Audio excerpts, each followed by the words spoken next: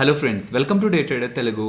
నిన్న నైట్ మనకి central bureau of investigation వాళ్ళు కెనరా బ్యాంక్ అలాగే స్టేట్ బ్యాంక్ ఆఫ్ ఇండియా వాళ్ళు ఇచ్చిన డేటా ప్రకారంగా రెండు కంపెనీస్ మీద, కెనరా బ్యాంక్ వాళ్ళు చెప్తున్నదేమో హైదరాబాద్ బేస్డ్ కంపెనీ అయిన ట్రాన్స్ స్టోరీ మీద, and state bank of India వాళ్ళు చెప్తున్నదేమో చెన్నై బేస్డ్ కంపెనీ మీద.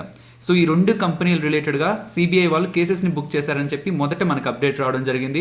ఈ రెండు కంపెనీస్ బ్యాంక్స్ని మోసం చేశాయి, తద్వారా వేల కోట్ల రూపాయలు దారి మళ్లించాయని ఎలాగైతే బ్యాంకులు చేస్తున్న ఆరోపణలకు గాను సిబిఐ వాళ్ళైతే కేసులను అయితే బుక్ చేయడం జరిగింది. ఇప్పుడు ఏదైతే అప్డేట్స్ వస్తున్నాయో అది బ్యాంకింగ్ సిస్టమ్ లోనే బిగ్గెస్ట్ స్కామ్ అంటున్నారు. ఇలాంటివి తరచుగా జరుగుతూనే ఉంటాయి. బ్యాంక్ ఒకరికి అప్పు ఇచ్చి ఉంటుంది, టైం టు టైం వడ్డీ రాకపోతుండేసరికి అప్పు రిలేటెడ్గా ఉన్న డీటెయిల్స్ అన్ని చూస్తూ వస్తే ఏ కంపెనీ అయితే అప్పుగా డబ్బులు తీసుకుంటుందో ఆ కంపెనీ ఇచ్చిన డాక్యుమెంట్స్ ఫేక్ అవ్వడమో, లేకపోతే ఆ కంపెనీ రిలేటెడ్గా ప్రాఫిట్ అండ్ లాస్ అండ్ వాళ్ళు చూపించిన ఏ స్టేట్మెంట్స్ అయితే ఉంటాయో అవన్నీ కూడా ఫేక్ అవ్వడమో బ్యాంకుకి ఎప్పుడైతే తెలుస్తుందో బ్యాంక్ సిబిఐని అప్రోచ్ అయ్యి మేము మోసపోయాం, మేము ఎవరికైతే డబ్బులు ఇచ్చామో వాళ్ళు మాకు ఫేక్ డాక్యుమెంట్స్ని ఇచ్చి లోన్ తీసుకున్నారు కాబట్టి మీరు రికవరీ చేసే ప్రయత్నం చేయండి అని సిబిఐ వాళ్ళని అప్రోచ్ అవుతూ ఉంటారు.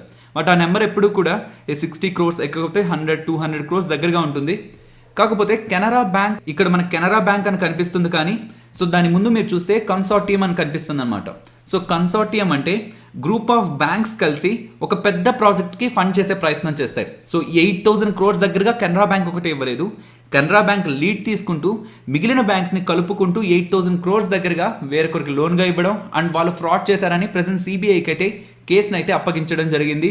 స్టేట్ బ్యాంక్ ఆఫ్ ఇండియా వాళ్ళేమో 314 crores దగ్గరగా ఫ్రాడ్ జరిగిందని చెప్పి సిబిఐ వాళ్ళకైతే కేసును అయితే ఫైల్ చేయడం జరిగింది. అండ్ ఇండియాలో ఇన్ని వేల కోట్ల ఫ్రాడ్ అని మనం వింటూ ఉంటాం, చూస్తూ ఉంటాం. సో మన ఇంట్లో ఉన్న డబ్బులు కాదు కదా పోయింది, ఎవరో బ్యాంకును మోసం చేశారు, అది మనల్ని ఎలా ఇంపాక్ట్ చేస్తుంది అది కూడా మాట్లాడుకునే ప్రయత్నం చేద్దాం ఫ్రెండ్స్. ఇంట్రెస్టింగ్ థింగ్ ఏంటంటే కెనరా బ్యాంక్ వాళ్ళు జూలై ఆ పాయింట్ ఆఫ్ టైంలో వాళ్ళ రిజల్ట్స్ని పోస్ట్ చేస్తున్నప్పుడు వాళ్ళు చెప్పింది ఏంటంటే ఈ FY21లో అంటే నెక్స్ట్ 2021 March 31st ఆ పాయింట్ ఆఫ్ టైంకి 8,000 crores దగ్గరగా డెట్ అలాగే ఈక్విటీ వాళ్ళ బాండ్స్ అండ్ ఇతర రూట్స్ ద్వారా కానీ లేదంటే ఆ కంపెనీకి సంబంధించిన షేర్స్ అమ్మైనా సరే 8,000 crores దగ్గరగా ఫండ్స్ని రేస్ చేయాలనుకున్నారనమాట. అండ్ ఇప్పుడు కెనరా బ్యాంక్ వాళ్ళు చెప్తున్నది Canara bank and consortium means group of banks అన్ని కలిసి 8,000 crores దగ్గరగా ఇచ్చిన లోన్ లో 8,000 crores ఫ్రాడ్ జరిగిందని ప్రెసెంట్ సిబిఐకి అయితే కేసు ఫైల్ చేయడం జరిగింది. అండ్ ఇలా ఫ్రాడ్ చేశారు అంటున్నారు కదా. అండ్ ఈ కంపెనీ నేమ్ ట్రాన్స్ట్రాయ్ అనమాట. సో వీళ్ళు హైదరాబాద్ బేస్డ్గా వాళ్ళు బిజినెస్ చేస్తూ ఉంటారు ఫ్రెండ్స్. ఈ కంపెనీ చేసే బిజినెస్ని మీరు గమనిస్తే highways and bridges, irrigation and power, oil and gas సెగ్మెంట్లో వీళ్ళైతే బిజినెస్ చేస్తూ ఉన్నారు. సో ప్రెసెంట్ వచ్చిన అలిగేషన్స్ ప్రకారం ఆ కంపెనీకి సంబంధించిన ఎండి అలాగే చైర్మన్ని అలాగే ఆ కంపెనీకి సంబంధించిన అడిషనల్ డైరెక్టర్స్ మీద కూడా సిబిఐ వాళ్ళు ఎంక్వైరీ చేస్తున్నారని వేరియస్ న్యూస్ ఆర్టికల్స్లో మనకి డేటా అయితే కనిపిస్తూ ఉంటుందన్నమాట. సో ఈ ఫ్రాడ్ ఎలా జరిగిందని కూడా బ్యాంక్స్ అప్డేట్ చేశాయంటున్నారు. మల్టిపుల్ బ్యాంకింగ్ అరేంజ్మెంట్స్ ని యూజ్ చేసుకొని క్రెడిట్ ఫెసిలిటీస్ ని పొందారంటున్నారు. సో క్రెడిట్ ఫెసిలిటీ అంటే ఈ కేసు వరకు డబ్బులు అప్పుగా తీసుకోవడం, మల్టిపుల్ బ్యాంకింగ్ అరేంజ్మెంట్స్ ని యూజ్ చేశారు అంటున్నారు. సపోజ్ ఏ అనే బ్యాంక్ ని కన్సల్ట్ అయ్యి లోన్ తీసుకున్నారు, అలాగే బి అనే బ్యాంక్ ని కన్సల్ట్ అయ్యి లోన్ తీసుకున్నారు, అండ్ సి అనే బ్యాంక్ ని కూడా కన్సల్ట్ అయ్యి లోన్ తీసుకున్నారు అంటున్నారు. మల్టిపుల్ బ్యాంకింగ్ అరేంజ్మెంట్స్ యూజ్ చేసుకొని డబ్బులు అప్పుగా తీసుకున్నారు అంటున్నారు. ఇన్ జనరల్గా ఇలాంటి కండిషన్స్లో ఏమవుతుందంటే బ్యాంక్ క్రెడిట్ అసెస్మెంట్ చేసి ఒకవేళ ఒకే కంపెనీ వివిధ సోర్సెస్ దగ్గర నుంచి లోన్స్ తీసుకొని ఉంటే వాళ్ళకి సంబంధించిన సెక్యూరిటీస్ని తాకట్టుగా పెట్టుకుంటాయన్నమాట. అలాగే వీళ్ళు ఈ లోన్స్ తీసుకోవడానికి చూపించిన books, balance sheet, profit and loss అవన్నీ కూడా ట్యాంపర్ అయ్యాయి అంటున్నారు. అంటే ఉన్న డేటా కాకుండా ఎక్కువ వర్త్ చూపించడానికి ప్రయత్నించారంటున్నారు. బికాస్ అంత పెద్ద మొత్తంలో లోన్స్ తీసుకోవాలంటే చిన్న చిన్న కంపెనీలకి అన్ని వేల కోట్లు బ్యాంక్స్ ఇవ్వవు కాబట్టి ఉన్న కంపెనీని పెద్ద చేసి చూపించి ఆ లోన్ని పొందే ప్రయత్నం ఆ కంపెనీ చేసింది. అండ్ ఇక్కడ ఈ వర్డ్ని గమనించండి, రౌండ్ ట్రిప్పింగ్ ఆఫ్ ఫండ్స్ అంటారు. So round tripping of funds అంటే బ్లాక్ మనీ ఉందనుకోండి.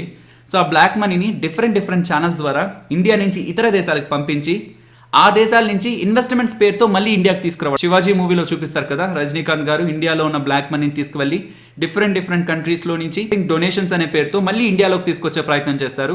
సో దట్ బ్లాక్ మనీ కాస్త వేరొక దేశంకి వెళ్ళి ఇన్వెస్ట్మెంట్ ఆర్ డొనేషన్ అనే పేరుతో వైట్ మనీగా టర్న్ అవుతుంది కాబట్టి ఓపెన్ గా ఖర్చు పెట్టుకోవచ్చు.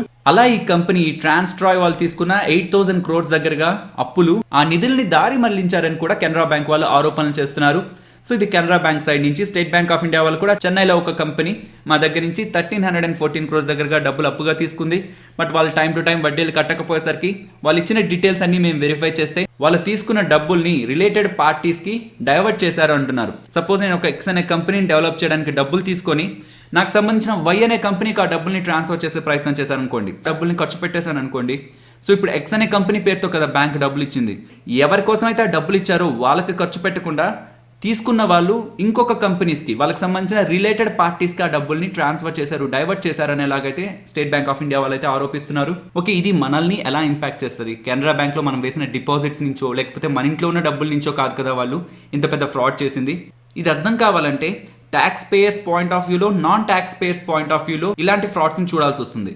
సో డైరెక్ట్గా ట్యాక్స్ పేయర్స్ పాయింట్ ఆఫ్ వ్యూలో చూస్తే ట్యాక్స్ పేయర్స్ ద్వారా కలెక్ట్ చేయబడిన మనీ, ప్రభుత్వానికి సంబంధించిన డబ్బుల్ని మళ్ళీ ఆ బ్యాంక్స్లో పెట్టే ప్రయత్నం చేస్తుందన్నమాట. బికాస్ ఆ బ్యాంక్స్ దివాలా తీసినట్లయితే బ్యాంకింగ్ సిస్టమ్ మీద నెగిటివ్ ఇంపాక్ట్ ఉంటుంది. కాబట్టి బ్యాంక్స్ని కాపాడే ప్రయత్నం ప్రతిసారి కూడా గవర్నమెంట్ ఆఫ్ ఇండియా చేస్తూనే ఉంటుంది. యాక్చువల్గా అలా చేయాల్సిందే. అలా చేయాలంటే పెద్ద మొత్తంలో డబ్బులు కావాల్సి వస్తుంది. కాబట్టి ప్రజల దగ్గర నుంచి పన్నుల ద్వారా కలెక్ట్ చేసిన డబ్బుల్ని మళ్ళీ బ్యాంకింగ్ సిస్టంలో గవర్నమెంట్ ఆఫ్ ఇండియా పెట్టే ప్రయత్నం చేస్తుంది. మరి ట్యాక్స్ పే చేయని వాళ్ళకి ఏ ప్రాబ్లం లేదా అంటే, మరి బ్యాంక్స్లోకి పెట్టకపోతే ఇన్ని వేల కోట్లు ఫ్రాడ్ జరిగాయి. లైక్ నీరవ్ మోడీ కానీ, విజయ్ మాల్యా కానీ, ఇప్పుడు మనం చూస్తున్నది కానీ, లేకపోతే ఫ్యూచర్లో వచ్చే స్కామ్స్ ఆర్ ఫ్రాడ్స్, వీటన్నిటి ద్వారా ఒకవేళ బ్యాంక్స్ అలా నష్టపోకుండా ఉంటే గవర్నమెంట్ ఆఫ్ ఇండియా అన్ని వేల కోట్లు బ్యాంక్స్కి ఇవ్వాల్సిన అవసరం వచ్చేది కాదు. అండ్ అన్ని వేల కోట్లని ప్రజల మీదే ఖర్చు పెట్టేవాళ్ళు. మెరుగైన వైద్యం కోసమో, చదువుల కోసమో, అండ్ మన చుట్టూ ఉన్న ఇన్ఫ్రాస్ట్రక్చర్ని డెవలప్ చేయడం కోసమో గవర్నమెంట్ ఆఫ్ ఇండియా డబ్బులను ఖర్చు పెట్టడానికి పాసిబిలిటీ ఉండేది. ఏ స్కామ్ అయితే మన చుట్టుపక్కల జరుగుతూ ఉంటుందో, పెద్ద పెద్ద నెంబర్స్ మనకి ఎప్పుడైతే వినిపిస్తుంటాయో, అది జస్ట్ బ్యాంకుని మోసం చేస్తున్నట్టు కాదు, భారతదేశంలోన ప్రతి ఒక్కరిని మోసం చేస్తున్నట్టే. అలిగేషన్స్తో కెనరా బ్యాంక్ ఒక షేర్ ప్రైస్ కూడా ఎక్కువ వోలటైల్గా మండే ఉండడానికి పాసిబిలిటీ ఉంటుంది. కాబట్టి సో ఇంట్రాడే పొజిషన్స్ కెనరా బ్యాంక్లో అవాయిడ్ చేయడానికి అయితే ప్రయత్నించండి. అండ్ స్టాక్ ప్రైస్ మీద ఇంపాక్ట్ మాట్లాడుకుంటే డెఫినెట్లీ ఇంత పెద్ద స్కామ్ జరిగిందంటే నెగిటివ్గానే ఉంటుంది ఇంపాక్ట్ అనేది.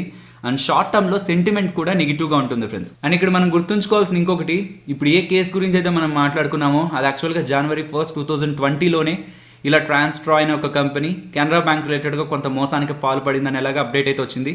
బట్ ఆ టైంలో 264 crores మాత్రమే ఫ్రాడ్ జరిగిందని ఎలాగ అప్డేట్ రావడం జరిగిందనమాట. బట్ ఇప్పుడేమో 8,000 crores అంటున్నారు. సో ఫైనల్లీ ఇది ఫ్రెండ్స్ మన వీడియో. నచ్చిందా? సో నచ్చితే వీడియోని లైక్ చేయండి ఫ్రెండ్స్. అండ్ ఈ వీడియో మన వాళ్ళకి యూజ్ అవుతుంది అనుకుంటే తప్పకుండా షేర్ చేయండి. అండ్ మన ఛానల్ని సబ్స్క్రైబ్ చేయనట్లయితే ఛానల్లో ఉన్న కంటెంట్ ఒకసారి చూడండి ఫ్రెండ్స్. ఇఫ్ ఇన్ కేస్ ఆ కంటెంట్ మీకు ఇంట్రెస్టింగ్ అనిపిస్తేనే ఛానల్ని సబ్స్క్రైబ్ చేసి పక్కనే ఉన్న బెల్ ఐకాన్ క్లిక్ చేయండి. మరొక ఇంట్రెస్టింగ్ వీడియోతో మళ్ళీ మీ ముందుకు వస్తాను. అంతవరకు టేక్ కేర్. జై హింద్.